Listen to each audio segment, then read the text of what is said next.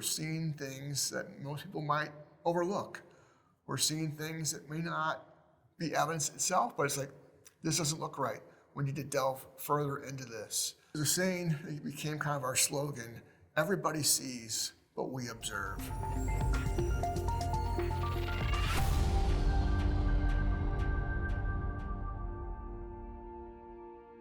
So what we're seeing here is, the picture here is a front loader is bringing in debris from the main area, and then we have our evidence response personnel going through all of that debris with their rakes, looking for any type of evidence, any type of human remains, anything that stands out to them. So this is what's called like a line search. So that's where they're going through every single bit, a little bit at a time, until it's finished. And they'll repeat the process over and over and over again. So evidence has a really important role in FBI investigations. Without the evidence, you're not going to have a successful investigation or prosecution. The evidence is what we present at trial, and that ultimately leads to our criminals being convicted and going to jail. Without that evidence, it's not going to happen. So the FBI obtains evidence. We ultimately have what's called evidence response teams. What we refer to them as ERT. Every field office has one of these teams. It can be anywhere from 8 people to 40 plus people, depending on the size of the office. Think about your mass shootings, your bombings, mass casualty events, both in the US and overseas. Our job is to help process those scenes and find the evidence that can ultimately lead to a successful conviction of the criminals responsible for it.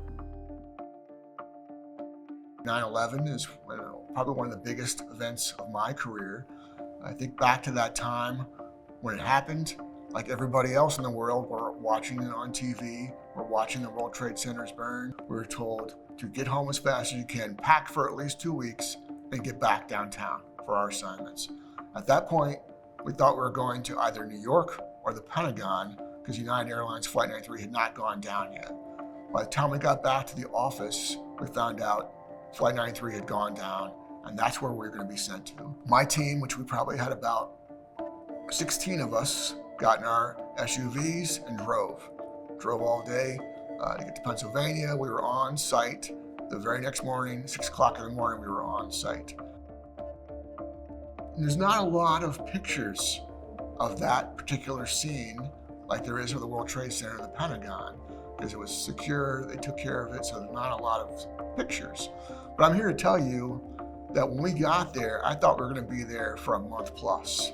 There was the crater, obviously, but there was debris everywhere. Literally for the first several days, we're literally crawling on our hands and knees in that forest area. One of the first pieces of evidence I found was the piloting hijacker's ID. I'm holding it in my hand, it was half burned, and I realized, okay, that we knew the names. Like, all right, this is important. We found a ripped up checkbook. It was in pieces. No, it was turned out to be one of the hijackers' checkbooks.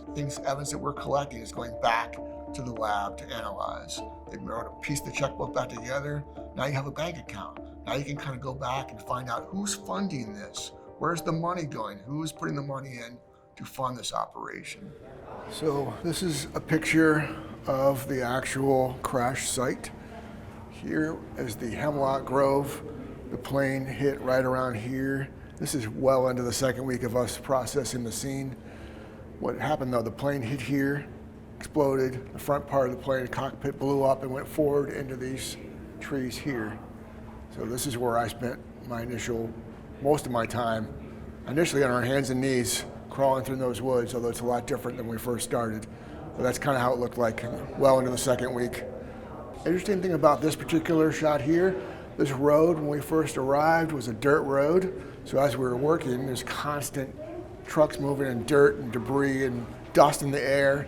So overnight we came through and this whole road had been paved for us overnight. So amazing what can happen. When we were on these scenes, there's daily briefings, morning briefings, letting us know what was in the air and what hazards to think about. But at that point, you're not really thinking about that.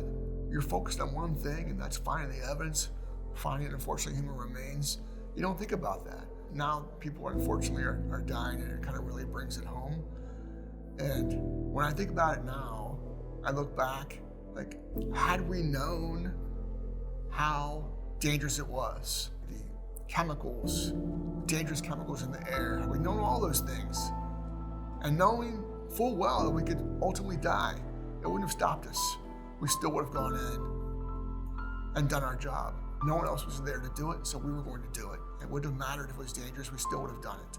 Even if you had told me, you may ultimately perish by responding to this scene, I'm still gonna do it. That's why I'm here. This is why I'm part of this team.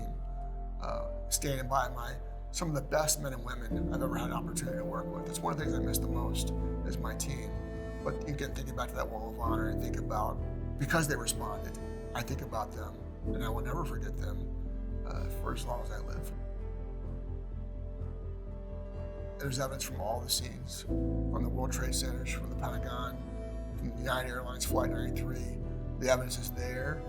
It brings me back to those days as far as what I did on that scene.